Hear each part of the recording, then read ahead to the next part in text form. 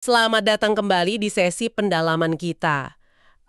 Pernah nggak sih Anda merasa kayak temennya penulis buku ini si Terry itu di lapangan golf? Oh, yang itu ya? Yang udah baca semua tips, alatnya paling baru. Iya, tapi mainnya malah, aduh, makin kacau dan frustrasi banget. Nah, sementara temennya, George, dia lebih santai, fokus ke latihan dasar aja, malah jago. Iya, kontras banget ya. Nah, kisah ini kayaknya pas banget jadi pembuka buat fokus kita hari ini. Gimana caranya melindungi kemajuan belajar Anda? Ini kita ambil dari bab 4 buku Lean Learning. Betul sekali. Kisah Terry dan George itu nunjukin jebakan yang sering banget terjadi.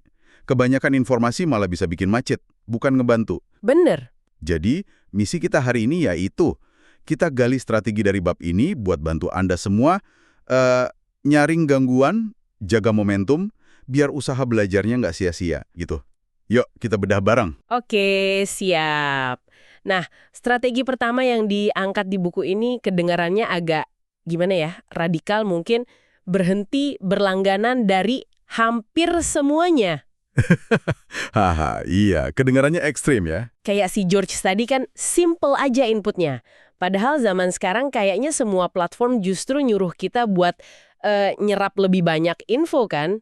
Justru itu tantangannya. Jadi saran praktisnya itu, coba deh lakukan semacam audit gitu. Coba lihat, sumber informasi mana sih? Majalah, blog, medsos, podcast lain mungkin yang benar-benar nambah nilai buat tujuan belajar Anda saat ini. Oke, jadi difilter ya. Iya, kalau nggak relevan ya beraniin diri buat unsubscribe atau unfollow. Penulisnya bahkan nyaranin, kalau udah parah banget nih, lakukan kebangkrutan informasi. Wah, apa tuh? Hapus semua langganan, terus pilih ulang satu atau dua aja yang paling penting buat langkah Anda selanjutnya. Ya, ini butuh keberanian sih, tapi efeknya ke fokus bisa luar biasa banget. Masuk akal sih. Membersihkan kebisingan dulu ya. Nah, ini nyambung nih ke strategi kedua, informasi tepat waktu. Atau istilah kerennya, Just-in-Time Information, JIT. JIT, inti dari Lean Learning itu. Betul, intinya pelajari hanya yang Anda butuhin buat langkah berikutnya. Bukan numpuk-numpuk pengetahuan siapa tahu nanti perlu, yang malah bikin kita, macet sebelum mulai.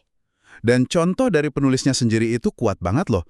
Waktu dia bikin panduan studi itu kan, dia fokusnya hanya riset cara nulis kontennya di Word. Udah itu aja dulu. Terus soal desain sampul, halaman penjualan gitu. Itu nanti dipelajari pas emang udah waktunya butuh itu. Hasilnya, yaitu tadi, momentumnya kejaga, dia nggak overwhelmed, dan panduannya laku keras, katanya sampai $7.908 di bulan pertama. Wow, gede juga ya. Ini bukti nyata kan? Kalau fokus ke apa yang relevan sekarang itu, bisa mencegah kita jadi lumpuh karena kebanyakan mikir atau kebanyakan info. Oke. Tapi pas kita coba nerapin JITIK ini, pasti ada godaan FOMO kan? Takut ketinggalan informasi. Kayaknya, manusiawi banget sih rasa takut itu. Gimana buku ini ngasih saran buat ngadepinnya? Nah, ini dia. Manusiawi banget. Kuncinya bukan nekan rasa FOMO itu, tapi lebih ke mengelolanya. Mengelolanya gimana tuh? Pertama, siapin semacam wadah gitu.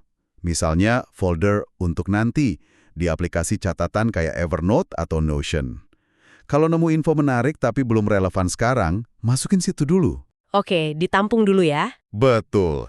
Kedua, yang lebih penting nih, latih kepercayaan sama jalur yang udah Anda pilih. Jadi, pas FOMO muncul, tanya ke diri sendiri, info ini penting banget gak sih buat progres saya minggu ini? Kalau enggak, ya udah, masukin ke untuk nanti.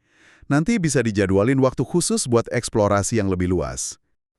Jadi tetap bisa dieksplor tapi nanti ya. Oke, nah setelah kita batasi apa yang masuk dan kapan masuknya, strategi berikutnya ini fokus ke cara kita kerjanya.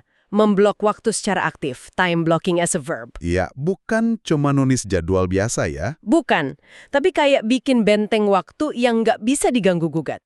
Di buku ini dianalogikan kayak baju zirah Beskar Mandalorian katanya. Keren juga. Analogi yang pas ya. Tapi ya itu, tantangannya kan gangguan di dunia nyata selalu ada aja. Nah, iya itu. Gimana solusinya? Ada dua tips menarik nih. Pertama, ini agak aneh tapi katanya efektif. Justru jadwalkan juga waktu untuk terdistraksi. Hah? dijadwalin buat terdistraksi. Kok gitu? Iya, kata Cal Newport, ini gunanya buat melatih otak kita biar bisa nahan godaan di luar waktu yang udah dijadwalin buat distraksi itu. Jadi pas waktu fokus, ya beneran fokus. Oh, oke. Masuk akal juga sih latihannya. Terus yang kedua? Yang kedua, ini krusial banget. Hormati blok waktu yang udah Anda buat. Anggap aja kayak janji penting sama orang lain. Kalau ada permintaan atau info masuk pas lagi blok waktu fokus, dan itu nggak relevan sama tugas di blok itu, ya tangkis dulu. Nanti diurusnya. Siap. Jadi disiplin sama jadwal sendiri ya. Selain gangguan dari diri sendiri atau notif, ada juga kan suara-suara dari luar. Buku ini pakai analogi kepiting dalam ember itu. Ah iya, kepiting dalam ember. Selalu aja yang coba narik kita turun, si anti juara ini. Dan katanya seringkali karena rasa nggak aman mereka sendiri ya. Betul. Ini penting banget diingat, apalagi di dunia online sekarang. Ada prinsip bagus. Orang yang terluka cenderung menyakiti orang lain. Bener juga. Contoh dari anaknya penulis buku ini menarik banget. Pas ada komen jahat di videonya, dia cuma bilang, semoga dia baik-baik aja. Respon kayak gini nih, penuh empati, justru jadi perisai yang kuat banget buat ngelindungin energi mental kita. Wah, dalam juga ya. Nggak kebawa emosi, malah jadi kuat. Oke, nah terakhir nih, strategi yang mungkin agak lawan arus ya, menemukan kegembiraan memilih untuk tidak ikut. The joy of opting out. Ya, ini menarik. Jadi pas kita mulai berhasil, kan ada momentum tuh. Betul. Nah, momentum itu bisa jadi candu, bikin kita pengen ngambil semua peluang yang datang. Contohnya si Paul Jarvis itu kan, dia sengaja jaga bisnisnya tetap kecil biar sesuai sama gaya hidup dan nilai-nilai yang dia pegang. Padahal mungkin bisa lebih besar ya. Mungkin bisa, tapi kuncinya itu, tetap terhubung sama mengapa Anda memulai sesuatu. Coba deh, lihat jadwal Anda. Itu cerminan prioritas sejati Anda kan? Jelek banget itu. Hahaha.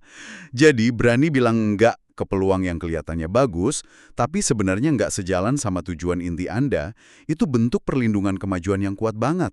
Bilang enggak ke hal lain, itu artinya bilang ya ke fokus utama Anda. Oke, jadi jelas banget ya, kalau melindungi kemajuan belajar itu bukan sikap pasif nunggu aja, tapi benar-benar serangkaian tindakan aktif. Banget.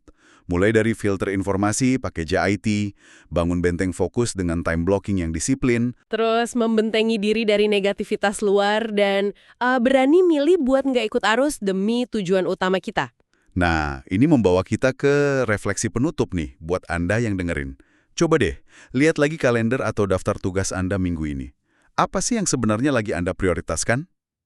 Dan mungkin lebih spesifik lagi, gangguan apa nih? Entah itu sumber info, notifikasi, atau mungkin pikiran negatif yang bakal Anda berhentikan langganannya mulai hari ini.